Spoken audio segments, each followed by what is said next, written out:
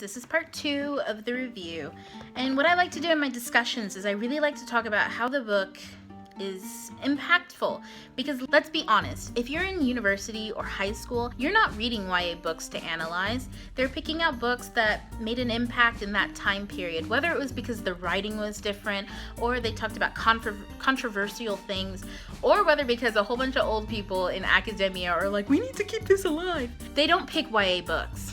They don't pick books from today, contemporary authors.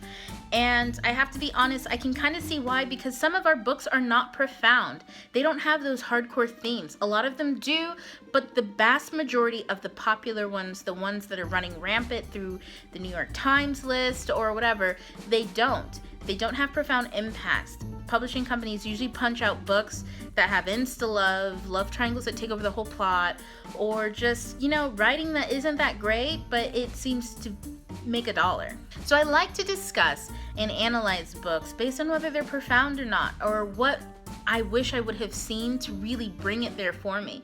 Because this isn't about tearing down authors, it's not about tearing down YA, it's about having discussions that push writing and bring up the genre. Now that being said, I'm going to talk about Throne of Glass and what I wish I would have seen in this book. The number one thing is Celaena, she didn't have any inner struggle. And to me, that is the most unbelievable thing that you can do to a character, is because that makes her not a character. I know she's highly beloved because we're used to seeing either badass heroines that are, really bitchy, or dudes in a dress. They don't even wear dresses usually. But they're made very masculine. Now, Celaena, on the other hand, she's extremely feminine. And a lot of people like that because she's feminine and she's supposed to be badass. And that is the most awesome thing that you can have in a heroine, is her love being herself as a girl or as a feminine girl and being able to be badass, because we don't see that often. We either see chicks who are damsels in distress and need guys to save them, or we see chicks who are extremely aloof and nobody can connect with them because, Jesus, who wants to? So I understand her appeal, and I applaud Moss for making that kind of character. I just wish that she'd also given Celaena an inner struggle. There's so much that she could have put in there, like about her past, or the inner struggle of being an assassin and an authentic person at the same time. Because how many of us could balance being a people killer and a lovable person? Maybe I could. Keep people locked up in my basement and smile about it all the time. Go down at night and start hacking body parts. Actually, sociopaths do that well, don't they? Anyways, my point is, what is my point?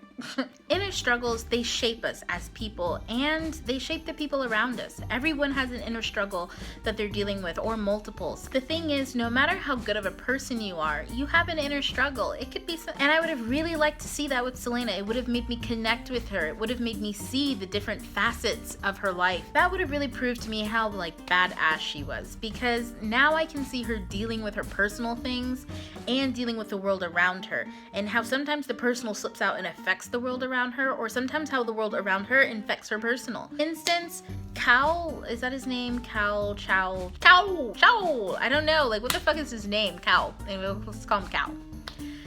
He, at the end of the book, he kills a guy, and he's like, oh my god, I killed a guy, and I'm like, what the fuck, you're the captain of the guard, how did you not kill people before? It was really inauthentic and strange, because you have to be prepared to kill people who try to hurt the prince or the king or nobility, whatever. You're the captain of the guard. Normally, captains of the guards have lots of inner struggles because they've been soldiers before on battlefronts. And this book has battlefronts happening. Why wasn't he in one of them? And why isn't he fighting with the issues of being a soldier and trying to be a decent person? Because let's face it, sometimes when you go to battle and you're killing people for someone who is downright evil, everyone knows this guy, the king, is evil. I mean, he's seriously mustache trolley evil. No, he doesn't have a mustache. He's just I give no fucks. Everyone knows that he's an evil person, yet no one has qualms about it. No one has these inner struggles about it. We're kind of told it's lightly brushed over with Dorian and kind of with Cal, that they feel uncomfortable about it, but Cal especially seems to follow his king without a doubt. And I would have preferred, when we go into his perspective, to see his inner struggle with that. Or his inner struggle with being a captain of the guard and not have ever, killed anybody or have reason to be. It's like, so you know how to fight. I would think all of the soldiers who train to fight and then do it for a living would be better than you, who just sits around in a training facility all day. So even if that's his storyline, I need to see some inner struggle with that. I need to see him interacting with people who don't believe that he's fit for that job. I need to see him interacting with people who think that he's super standoffish. And there's a few scenes in there where he used to have dinner with these guys and he doesn't anymore. But it feels so fake because right after that he turns around and all he's thinking about is Selena. And I have huge problems with that. Dorian, his father is an asshole, yet no inner struggle. The only inner struggle he has is like, I'm privileged and I live a privileged life, and that's boring. Like, that's so fucking surface level. Let's talk about the real guy, what his real motivations are, his inner struggle with the fact that he's not motivated to do much, but he wants to, or he feels incapable of it. I mean, we need to see more of that, see more of him working through it, either growing from it or self-destructing. And we don't get that. We just get him thinking, oh, my privileged life, Selena. Like, I was so tired of touching the surface of something and then them pulling back to just think about the love triangle that's going on there. I want to talk about the plot. The plot was super predictable. Cain. His name's Cain, okay? I can't complain about that one because it's kind of spelled decently. So Cain, he walks on the scene and he's like, big bio op. Like, he's super beefy and he's, hardcore, blah, blah, blah, blah. Second time we see him, he's all like, little girl, didn't think you'd show up again. And the chick, freaks out about it in a very unassassin-like way. Don't assassins usually use people's weaknesses against them? Cain, being he likes to show off a lot, she would use that against him by not showing off and coming out of nowhere. The plan that Cowell decided to tell her to do, and then she completely bitched on it. Fuck that, I'm gonna take a shit on that plan. It's stupid, I wanna shine. And it's like, you're an assassin. Assassins don't shine, they lurk in the dark. Anyways, Cain. Then the next time we see him, he's doing all sorts of mean shit all the time. And then people start dying. My first reaction, Cain did it. It was obvious. The second time somebody dies, Cain did it. He shows up in her room and he's like, oh, I can't breathe because you're wearing an amulet that's protecting you. Cain's the killer. And the whole time, Selena, I think it's this minority chick from Eloise. I don't fucking know what that place is called. Eloise. Anyways, it's that chick. Also, way to go, Selena, for blaming the minority for all of the killings that are happening instead of looking at the obvious. But seriously, she blames this chick who obviously seems to have some sketchy plan going on, even though she's real cool and stuff. However, the plot was obvious. Then she goes down into the tomb and she sees this magical fae lady and they're chit-chatting about her, her big thing that she has to do. And time after time after time, we see Selena doing things out of compassion. She shows Nyx, I think his name is, how to throw knives. Even though she's in a competition and they're about to do that, it's you don't show your competition how to be better at the competition.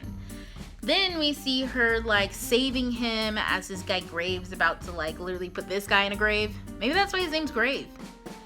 Then we see her being nice with puppies, or was that afterwards? That was afterwards, wasn't it? Anyways, so we constantly see her doing compassionate things and then, putting other people above herself. Then this old ghost lady tells her, hey, it's time to put other people above yourself and save the kingdom. And what does she do to further the plot? No, I'm way too selfish to do that. Lies, bitch, lies. You've been doing this the whole time. I really hate when plots are predictable, but I hate even more when a character gets out of character to make a predictable plot happen. Out of character, predictable plot. No! Now let's recap on the world. I mentioned in my review that there were some things that I felt were out of world. One is extremely minute, and one to me is huge. The minute one I'll talk about first. It's every time somebody died or she went to like the scene of the death, she called it the crime scene.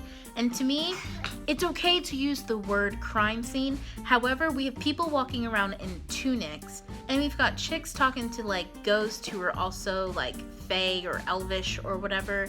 You've got like magical elements, all these other things. The problem with that is using a term that's very modern and urban in a setting that's supposed to be extremely fantastical is very off-putting. And I'll tell you why. This book very much reminds me of industrial age Europe, maybe very specifically Paris, because the women wear very like outrageous kind of clothing that's a little bit more sensual and less, cover it up, cover it up. So it's very much like industrial age Paris. Well, there are some modern conveniences with also still the very aristocratic and old way of life. People are still living in castles. They're still doing all these things. There would be nothing wrong with this reminding me of that time period if the world actually belonged there, but it doesn't. It's a completely different place, and these elements don't match. I know you're probably thinking, but Francina, why does that matter? It's her world. She can make it however she wants it. And you'd be right. However, when you make a world the way you want it, you also have to ground people in it in a very concrete way. For example, the billiard set. Oh my god, this one got me so many times because there was even a cliche scene where she's playing pool and she can't do it. God damn these billiard balls. And Dorian comes in and he's all like, "Come here, babe. Let me show you how to poke those balls." And then he comes up behind her and he's all like, "Let me wrap my arms around you." And then he's like, breathing in her ear. And then he like shoots the ball and I'm like, fuck. So when did we leave the book and go to like the downtown scene where all the university students hang out and try those moves on other chicks? The problem with that is it's such a modern convention. There was no reason why this modern construct would be in this fantasy world. There's nothing else tying to it. She spends her time in her room, not exploring the world, not talking about the world or the way she remembers the world. So all I have are these new details that all string to different places. Yet she doesn't tell me where to center it all. And when you're grounded in a setting or a world, everything else becomes that much easier. The characters and the plot, because we see them interacting with that world and we can understand it. I'm not questioning anything, and I have more time to think and focus on the characters' inner struggle and on the plot and on how it all comes together and how the themes that go into it. I can't focus on themes, I can't focus on anything or even analyze this book when the world is falling apart. I'm gonna wrap this up by saying this book doesn't hit me in any kind of profound way. And I'm really sad about that because the plot and the premise is really cool.